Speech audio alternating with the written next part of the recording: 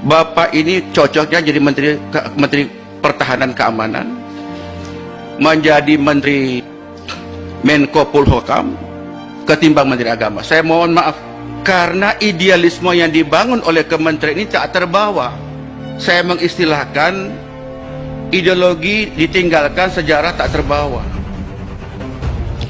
Kok tega menyatakan bahwa para ustadz, para guru ngaji itu adalah bagian dari bibit-bibit radikalisme? Apakah itu betul atau tidak, soal nanti Pak Menteri mengklarifikasi. Tetapi publik sudah menyatakan itu. Sampai saya bertanya, Pak Menteri agama Islam atau bukan? Saya mohon maaf, perasaan suuzon sebagai seorang tidak boleh sebenarnya, tapi ada perasaan tak enak. Karena kami anggota DPR seperti mendayung di tengah dua selah karang, Pak. Pak Menteri Agama, sekali lagi saya mengajak, berhentilah berkata radikalisme. Berhenti berkata radikalisme. Islam yang kita pahami ini Islam yang rahmatan lil alamin, dibangun oleh baginda Nabi Muhammad SAW, penuh dengan kasih sayang. Tidak ada kebencian. Kalau Menteri Agama sudah memandang umatnya, memandang rakyat penuh dengan kebencian, berhenti dari Menteri Agama Republik Indonesia. Apalagi saat-saat terakhir Pak Menteri Agama, mohon maaf, ini kedua kali saya bicara radikalisme. Pak Menteri Agama gagal faham mengenai fungsi-fungsi agama dan fungsi-fungsi pendidikan di Kementerian Agama di Republik kita yang tercinta ini. Tanpa ingin mengecilkan Pak Menteri Agama, tidak sama sekali. Tidak ada sifat alih tahir mengecilkan siapapun. Tetapi kita bicara soal check and balances, maka saya hanya ingin bicara. Bapak ini cocoknya jadi Menteri Pertahanan Keamanan, menjadi Menteri Menko Polhukam ketimbang Menteri Agama. Saya mohon maaf, karena idealisme yang dibangun oleh kementerian ini tak terbawa. Saya mengistilahkan ideologi ditinggalkan, sejarah tak terbawa. Kenapa demikian? Karena pernyataan-pernyataan Kementerian Agama kontraproduktif terhadap program-program dan anggaran kita.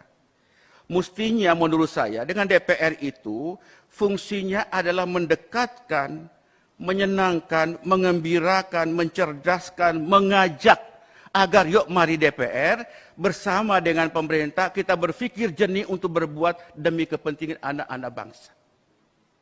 Saya orang yang suka cengeng, Pak.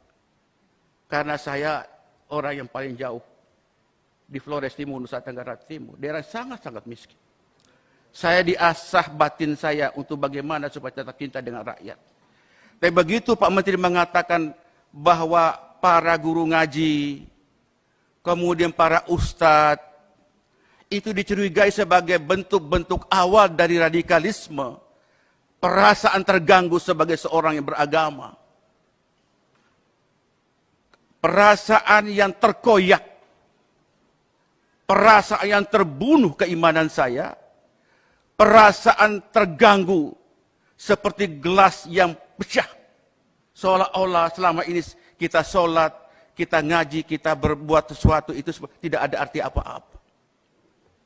Wallahi, tadi pagi saya sengaja dalam rapat ini saya membuka surat Al-Qiyamah. Saya menangis, Pak.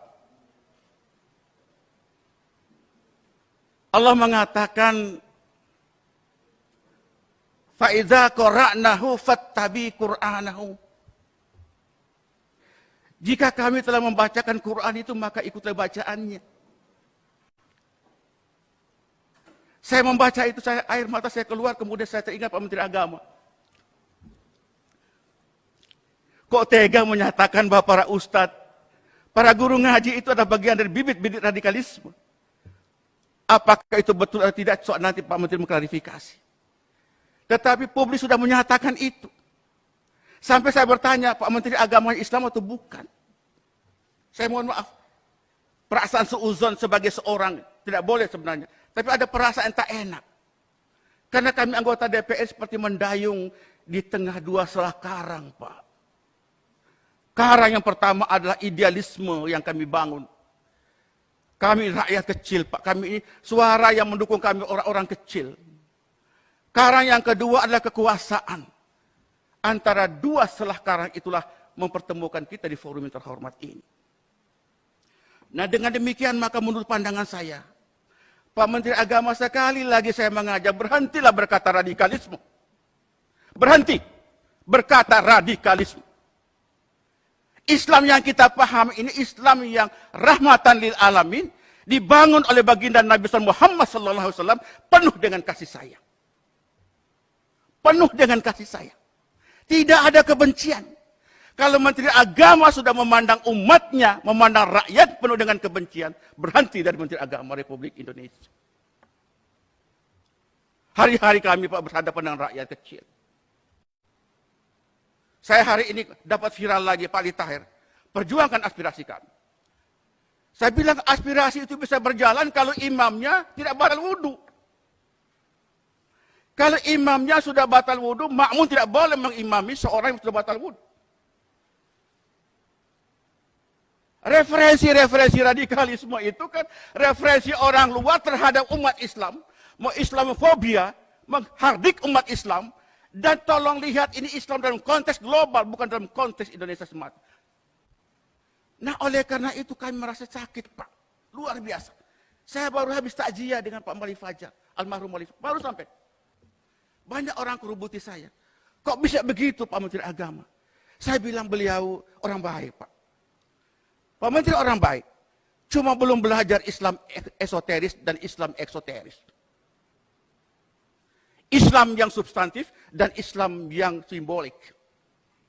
Orang itu menjadi radikal itu kan posisi kedua setelah terjadi intoleransi.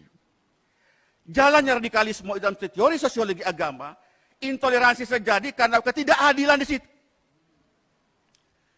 Penegakan hukum yang tidak terjadi. Hak-hak miskin, orang miskin yang terabaikan. Kebanggaan bangsa tercabut. Liberalisasi yang begitu kuat, kapitalisme begitu kuat. Sementara orang menangis, orang menderita di atas tanah air sendiri. Nah, oleh karena itu paling mudah membangun bangsa ini jika intoleransi ini harus dimulai. Pertama adalah tegakkan keadilan. Yang kedua, sayangin orang miskin. Kurangin kesenjangan sosial ekonomi. Tidak boleh ada diskriminasi. Nah, baru radikalisme. Radikalisme terjadi apabila tiga faktor-faktor tadi bisa dijalankan dengan baik. Baru terakhir itu baru terorisme. Jadi kalau saudara menteri menganggap semua para mubalik ini adalah bagian dari bibit-bibit radikalisme, saya tidak mau bicara apa lagi. Masih perlukah musabaqah tilawatil Quran? Masih perlukah musabaqah tilawatil Quran? Yang tujuannya adalah mendengarkan orang membaca Quran, kita mengamalkan isinya, berfaedah, agar membangun kekuatan spiritualitas dan juga membangun kekuatan horizontal. Oleh karena itu menurut pandangan saya Pak Ketua, Pak Yandri, marilah kita rekonstruksi, reformulasi fungsi-fungsi agama, baik itu fungsi menyangkut masalah pembinaan internal umat beragama, antar umat beragama, dengan antar umat beragama pemerintah, mesti kita bangunkan kembali. Tidak boleh membangun bangsa ini penuh dengan prasangka. Kedua, fungsi pendidikan. Fungsi pendidikan, Anda bicara fungsi lebih berarti dibicarakan soal radikalisme, yakinlah itu. Anda sangat berharga kalau bicara soal fungsi agama dan fungsi pendidikan itu dalam perspektif dakwah, Pak. Kami suka mengalami suka duka berdakwah di lapangan. Suka duka, Pak.